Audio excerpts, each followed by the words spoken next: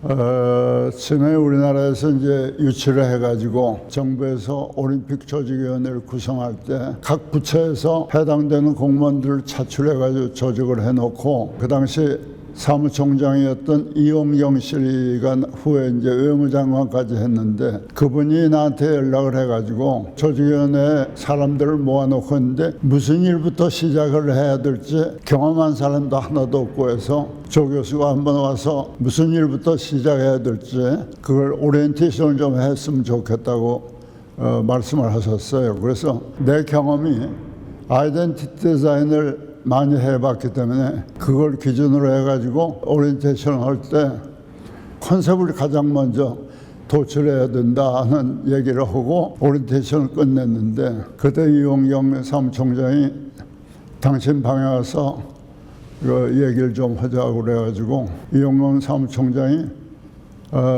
마스터 플랜하고 연도별 플랜을 좀 조 교수가 맡아서 짜줄 수 없겠느냐. 그래서 마스터 플랜 짜는 과정에 디자인 전문위원회도 거기서 구성을 하자고 제안을 했죠.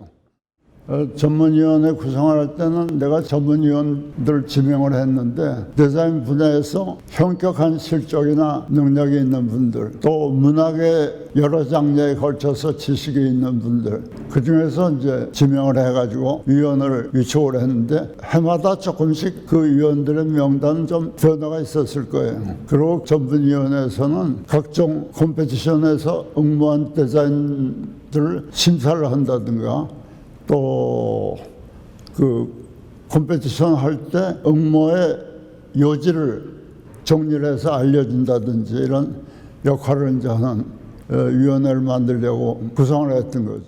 원래 그 위원회를 구성해가지고 해마다 그 위원장을 호선해서 선출하게 돼 있어요. 그런데 이제 첫 해 그 호선해가지고 내가 위원장을 맡았더니 각 위원들의 이건 일관성 있게 해나가야 되니까 계속해서 위원장을 해마다 맡아달라고 그래서 계속 끝날 때까지 맡겨뒀죠. 그 집행위원들은 각 분야의 대표적인 그 사람들로 구성되는데 내가 기억하기로 언론에서 KBS 사장 이현홍 씨를 기억하는데 또 재계에서 정주영 씨 아니었던가 기억이 돼요. 그리고 이제 거의 서울시장 했던 분, 또 국회에서 올림픽 지원위원회인가에 이세기 의원 그렇게 해서 한 대여섯 명이 집행위원으로 기억이 돼요.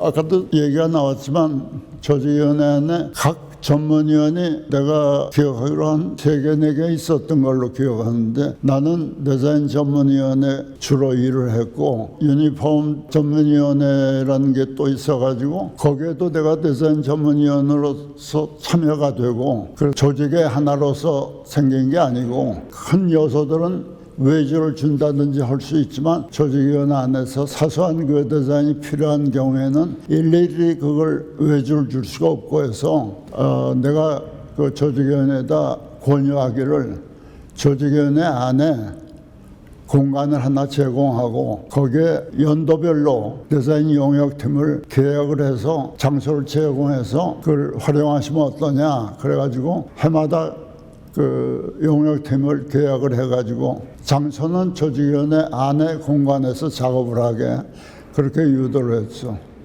디자인 개발에 있어서는 지명 컴페티션을 한다든지 오픈 컴페티션을 하면 작품이 모아지면 그걸 1단계로 심사위원회에서 심사를 하게 돼요. 그 심사위원회는 이제 전문위원들이 이제 하게 되죠. 그럼 그 심사위원회에서 선택된 걸 거기서 결정권까지 있는 게 아니고 추천권을 가지고 있는 거니까 최종 단계 결정은 집행위원회라는 게 있어요. 집행위원회에서 최종적으로 승인을 해야 시행하도록 그렇게 돼 있었죠.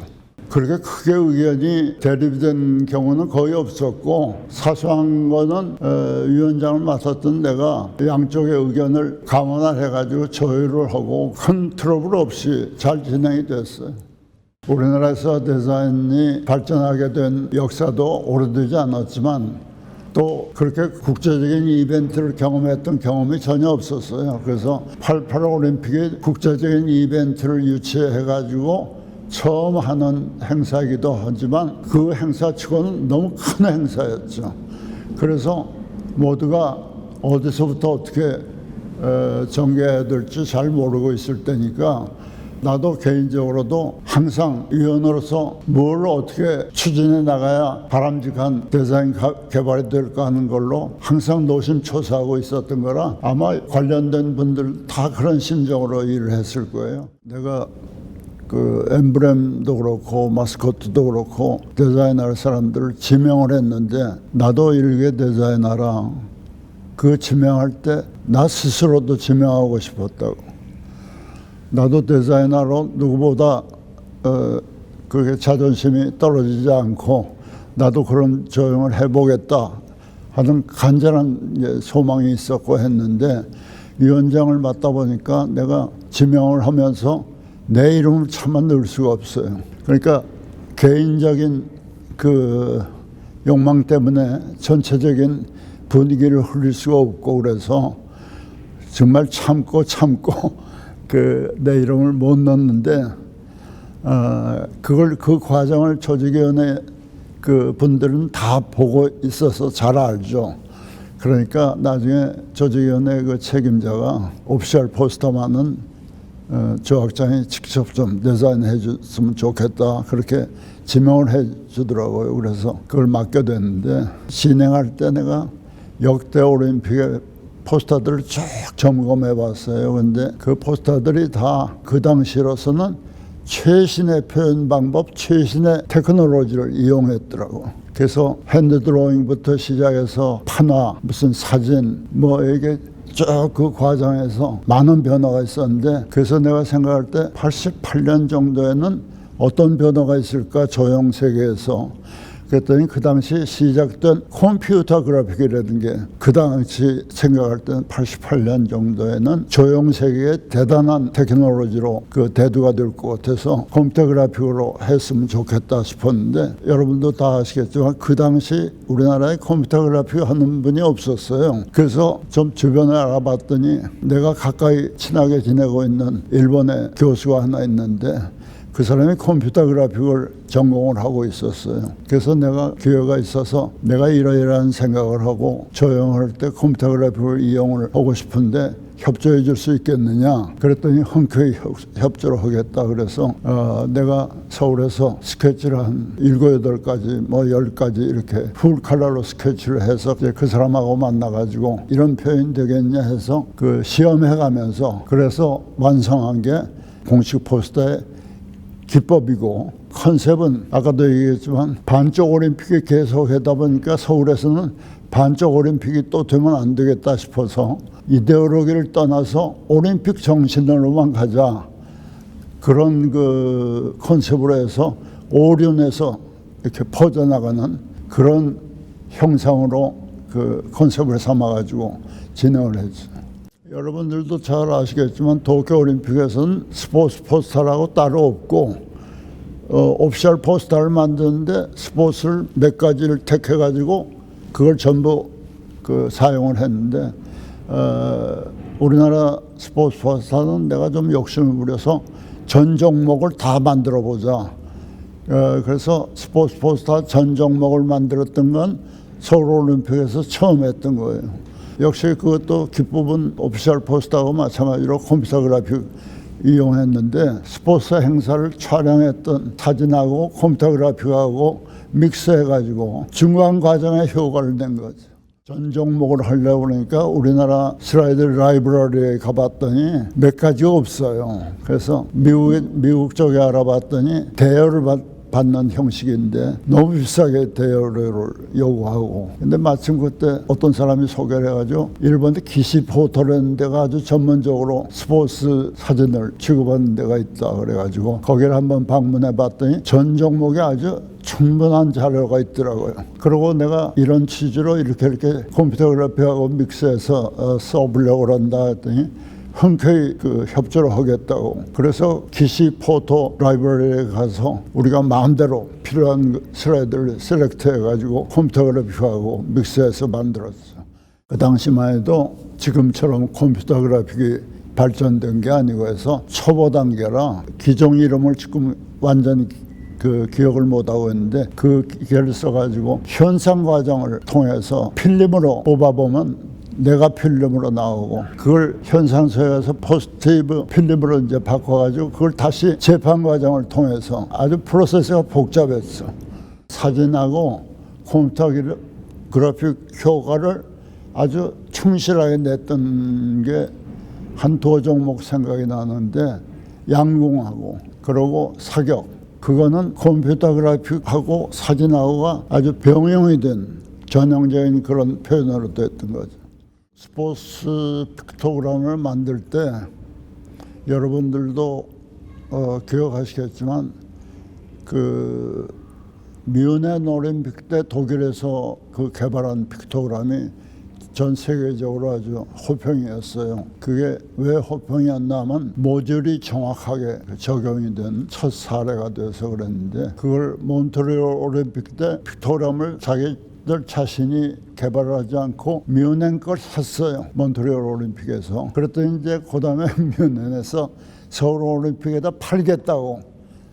그래서 그때 내가 한 얘기가 올림픽이 각 지역을 다니면서 개최되는 큰 이유 중에 하나가 물론 스포츠를 전 세계에 퍼뜨리는 것도 중요하지만 전 세계의 문화를 고루 인류들이 체험하고 그 전 세계에 퍼져 있는 그 민족끼리 서로 화합을 하고 교류를 할 수 있는 그런 기회를 삼기 위해서 올림픽이 이렇게 전 세계를 돌면서 하는 거 아니겠느냐.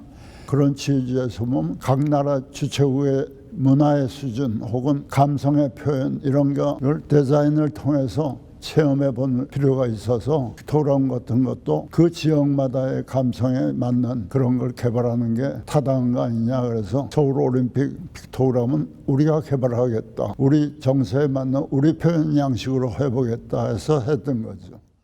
그도 얘기했지만 엠브렘을 오픈 컴피티션 해봤더니 쌍태극을 가지고 조형했던 작품들이 대부분이었다고. 그런데 반쪽 올림픽이 많았던 게 이데올로기 싸움 때문에 그랬는데 우리 88 올림픽에서는 이데올로기를 극복하고 나가야 되는데 또 국가의 이미지를 너무 강조해서는 또 그런 문제가 생길 우려가 있어서 이데올로기가 연상 안 되는 그런 조형물이었으면 하는 생각이 있었고 그런 조형물 중에도 문화적인 분위기가 연상이 되는 그런 조형물이 없나 이렇게 생각하고 있던 차에 삼태극을 테마로 해가지고 응모를 한 작품이 나왔어요. 그래서 삼태극은 우리 민예품이나 어디 공예품 이런 데도 많이 활용이 되고 가깝게는 우리 예전에 남아있던 건물 같은 데 봐도 삼태극이 많고 그래서 그런 그 이데올로기가 연상이 안 되고 문화적인 연상이 되는 그런 테마로 조형을 했던 게 상당히 관심을 끌게 됐던 거죠. 그리고 컬러로 재현했을 때도 삼색이라 이색보다는 더 화려하고 그래서 삼태극 테마로 한 거를 심사위원회에서 선정하게 됐죠. 마스코트는요. 조형에 들어가기 전에 무엇을 우리나라 올림픽의 마스코트로 할 거냐 이걸 전 국민 상대로 해서 엽서로 공모를 했어요. 그랬더니 호랑이하고 토끼가 압도적인 숫자로 응모가 됐어요. 그래서 토끼하고 호랑이를 놓고 심의위원회에서 갑론을박했는데 여태까지 우리나라가 너무 대외적인 이미지가 유약하지 않느냐 그래서 좀 씩씩한 걸 택하면 어떻겠냐 이런 여론이 많아가지고 호랑이를 택했는데 그럼 호랑이를 어떤 호랑이냐 그래서 어린 호랑이 귀여운 호랑이 이래가지고 그 호돌이라고 이름을 붙이고 또 쌍으로 여자 호랑이를 택한다면 호순이 이렇게 해가지고 이름까지 얘기가 되면서 웃으면서 선택된 게 호돌이였어요. 조형을 지명할 때 대행사, 개인 디자이너, 또 만화가 예를 들어서 만화가는 디즈니 같은 데 보면 거의 만화가가 그런 걸 다 만들고 했으니까 우리나라도 오픈해서 컴피티션을 해보면 디자인 분야에서만 하는 것보다 더 색다르고 재밌는 게 나오지 않을까 해서 해봤던 거죠.